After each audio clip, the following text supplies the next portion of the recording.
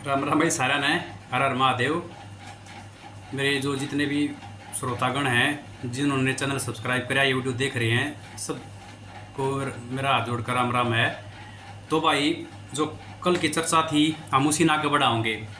उसमें हमने ये बताया था कि दुख का मेन कारण है ना जो वो ये है कि हम अपने आप ने शरीर रूप में देख रहे हैं और बड़ी बड़ी भविष्य की इच्छा है जो हमारे अंदर वो जागृत कर रहे हैं और बड़े बड़े प्लान बना रहे हैं। तो इसका मतलब ये मेरा कतई नहीं था कि हम सब कुछ कर्मा के भरोसे बैठ जाए, मेरे कर्मा में होगा तो आप में लगा नहीं भाई, ये मतलब ना था। कहने का भावार्थ ये है कि हमने पुरुषार्थ करना पड़ेगा। पुरुषार्थ करे बिना तो कुछ भी ना मिला आदमी ने, अर्थात पुरुषार्थ करना पड़ेगा हमने। लेकिन मतलब संभावना तो कर्म करना है, निष्काम कर्म बोलिया कर जिसने। गीता में भगवान ने कहा है कि केवल कर्म करो, फल की इच्छा मत करो। और जो दुख में ना ज़्यादा दुखी हो ना, मतलब धन संपदा के पास ज़्यादा खुशी हो, क्योंकि ये सारी चीज़ क्षणिक हैं, ये एक दिन चली जाएंगी, जो कहने का मतलब था। लेकिन पुरुषार्थ के बिना तो कुछ भी संभव ना है। पुरुषार्थ की शिक्षा हमने भगवान श्री राम से लेनी चाहिए। जैसे उन्होंने आपने देखा होगा कि राजपाट मिलन आड़ा था तो वो जब भी इतने प्रसन्न हुए और उसके बाद एकदम नुबेरा लगी उन्हें कि अब वनवास में जाना पड़ेगा, तो उस चीज़ तो वो दुखी भी ना हुए।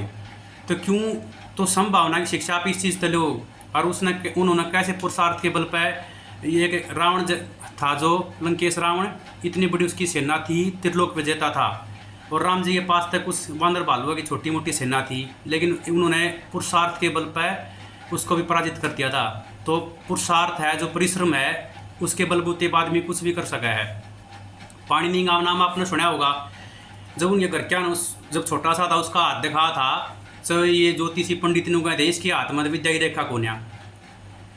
तो उसने वो देखा होगा आपने, संस्कृत का कितना बड़ा विद्वान बना था, वो अष्टाध्यायी की रचना करी थी। तो भाई पुरुषार्थ के बल पर आदमी कुछ भी कर सका है, आदमी परिश्रम के बल पर। वो बस इसमें यह कि है सच्चाई ईमानदारी दें, जो भगवान ने काम दिया है वो करते रहना चाहिए, निष्काम कर्म करना चाहिए, अपने मन में भी किसी के प्रति बुरे विचार नहीं लाने चाहिए, और भगवान का स्मरण करना चाहिए। भगवान का नाम है वो एक ऐसी चीज़ है जो आपने आध्यात्मिक उन्नति तो आपकी करेगी, और जो भौतिक संसार में है इसमें भी आप सुख भोगोगे। रामचरितमानस में तुलसीदास द्वारा रचित है, ये पढ़ियो, ये अपनी धार्मिक ग्रंथ पढ़िया करो। उसमें आवा एक श्लोक, राम नाम मणि दीप दुरु जे ही देहि द्वार, तुलसी भीतर बाहिरो जो चाहती उजियार। कि राम का नाम अपनी जबान पर रखो, वो आपने आंतरिक सुख की, आध्यात्मिक सुख की अनुभूति भी करेगा और भौतिक जीवन में भी उन्नति देगा। जैसे एक दीपक जलाकर अगर घर की दहलीज पर रख दिया जाए ना, तो उस दीपक का प्रकाश है वो घर के अंदर भी आएगा, घर के बाहर भी जाएगा।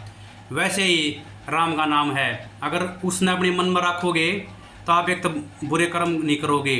आपके मन में बुरे कर्म करने के ख्याल भी आ गया, किसी के प्रति सोच लिया बुरे कर्म, तो भगवान हमेशा मन के कर्म नोट करा है, तो उसका आपका वो दुष्कर्म नोट वो हो जाएगा। तो इसलिए भाई भगवान के नाम का स्मरण करते रहो और पुरुषार्थ करना मत छोड़ो। पुरुषार्थ के बल पर आदमी जो कर्म ना उसमें प्राप्त कर ले। बस कहने का मतलब ये है, कर्म निष्काम कर्म करो, उसमें मतलब कोई कामना मत रखो, क्योंकि अगर कामना रखोगे और वो मतलब अगर पूरी ना होगी तो आपने क्रोध आओगा। क्रोध एक नए विकार का जन्म हो गया, और क्रोध तो फिर अहंकार आओगा। अगर वो पूरी होगी तो एक नई कामना का जन्म हो जाएगा। अगर कामना पूरी होगी आपकी तो एक नई कामना का जन्म हो जाएगा, वो कामना पूरी होगी तो दूसरी कामना का जन्म हो जाएगा। तब भाई निष्काम जो कर्म है ना वो श्रेष्ठ है। तो भगवान का स्मरण करते रहो और निष्काम कर्म करते रहो। आपने मिलते हैं एक अगली वीडियो में। आज के लिए इतना ही। राम राम भाई।